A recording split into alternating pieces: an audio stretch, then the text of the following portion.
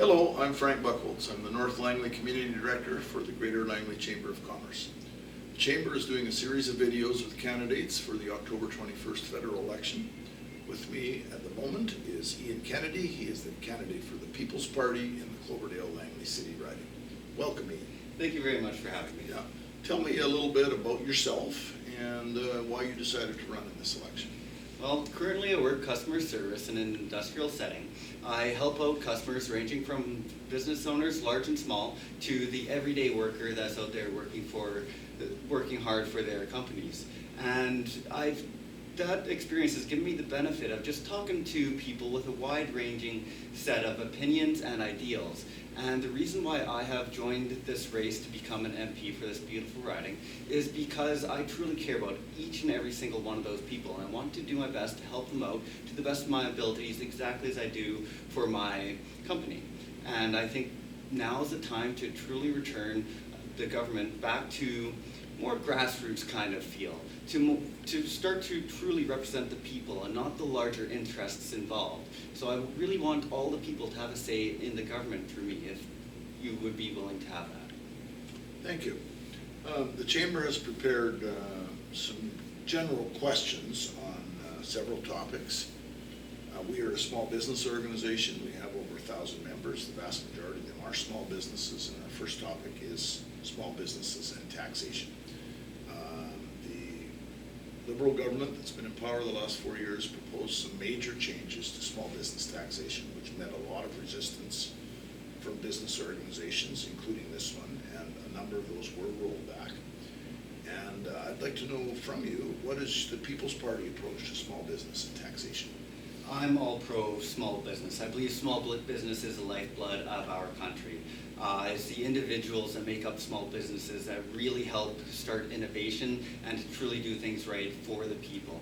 And I truly believe that it is unfortunate the way that the new bill was released. Unfortunately, although some of the things were scaled back, however, I don't believe that was enough.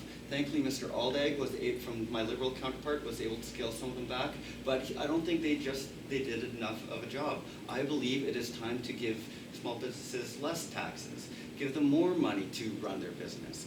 Just make things a lot easier for small businesses to file their taxes so they're not wasting useless hours just trying to get all the paperwork together. Okay. Second subject we'd like to cover is the issue of housing. For many younger people in our riding and many older people, housing is a real challenge. The cost of housing has gone up. It's hard to get a mortgage sometimes. There's the issue of the stress test, which makes it hard to renew your mortgage sometimes. There's homelessness, and of course rents are very high as well. What is the People's Party prepared to do to try and ease the pressures on people who need a place to live? Oh, the housing crisis in the Greater Vancouver area is just absolutely ridiculous, unfortunately.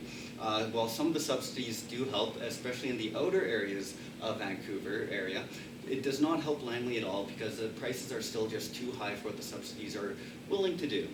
And I don't believe that the subsidies are the answer here. I believe the answer is to have a true investigation, to find out why the housing crisis is the way it is, why it just keeps on skyrocketing and not going down or even staying put at all. So I would really love to introduce an investigation to find out the real reasons and to nip the problem in the bud so that we do not run into these issues anymore.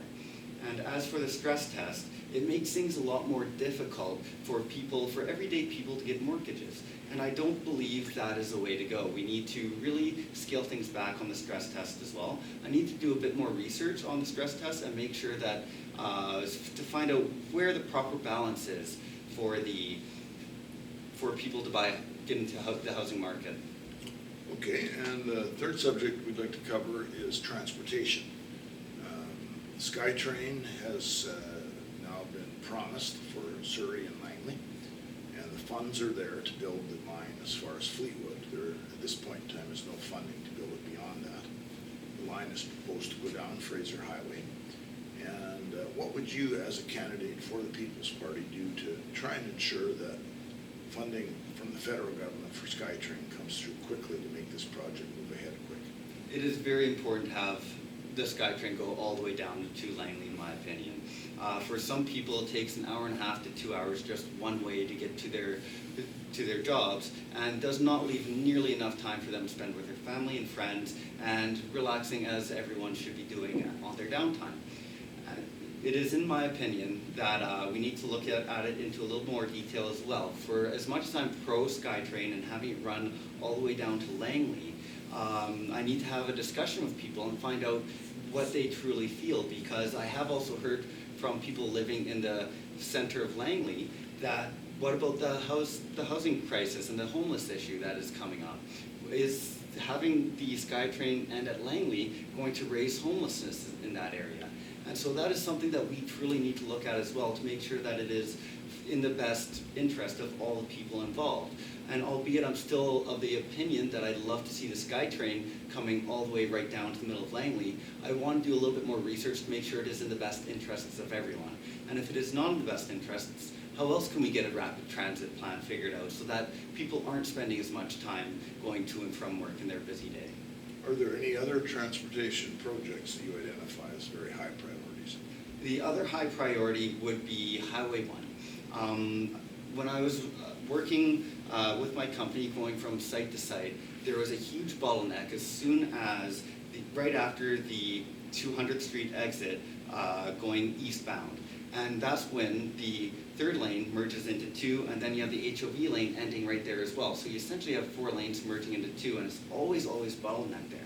I would love to see that third lane go right down to Abbotsford, or even right to the edge of Chilliwack if possible, so that we can truly make it easier for everyone to get through that area. Because if we just make it so that that third lane ends at 264th, is there going to be a bottleneck right there?